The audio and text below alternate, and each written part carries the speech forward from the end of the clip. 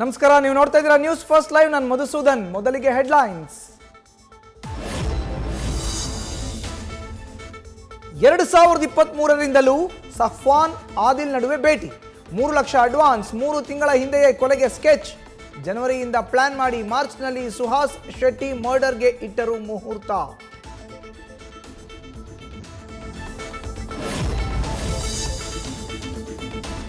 DCM DKShi Parameshwar ಮೇಲೂ case ಇದೆ.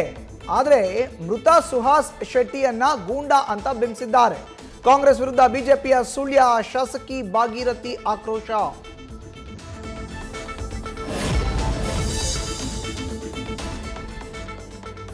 ಕೊಲೆ ಬೆದರಿಕೆ ಹಾಕೋರನ್ನ ಸರ್ಕಾರ ಹೆಡೆಮುರಿ ಕಟ್ಟಬೇಕು.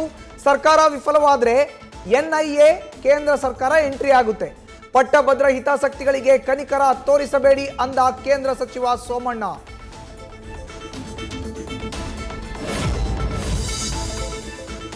ಸುಹಾಸ್ ಶೆಟ್ಟಿ ಮನೆಗೆ ಸರ್ಕಾರದವರು ಭೇಟಿ ಮಾಡಲಿಲ್ಲ. ಆದರೆ ಕುಟುಂಬಕ್ಕೆ ನ್ಯಾಯ ಒದಗಿಸುವ ಕೆಲಸ ಮಾಡಿದ್ದೇವೆ. 8 ಜನರನ್ನ ಬಂಧಿಸಿದ್ದೇವೆ, ಯಾರನ್ನೂ ಬಿಡೋದಿಲ್ಲ ಅಂದ ಗೃಹ ಸಚಿವ ಪರಮೇಶ್ವರ್.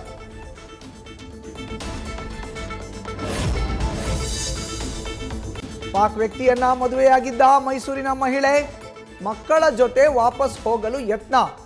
ಗಡಿಯಲ್ಲಿ ನಿಂತು ಗಂಡನಿಗೆ ಕರೆ ಮಾಡಿದ್ರೆ ನೋ ರೆಸ್ಪಾನ್ಸ್. ವಾಘಾ ಗಡಿಯಲ್ಲಿ ಮತ್ತೆ ತವರಿಗೆ ಮರಳಿದ ರಂಪ.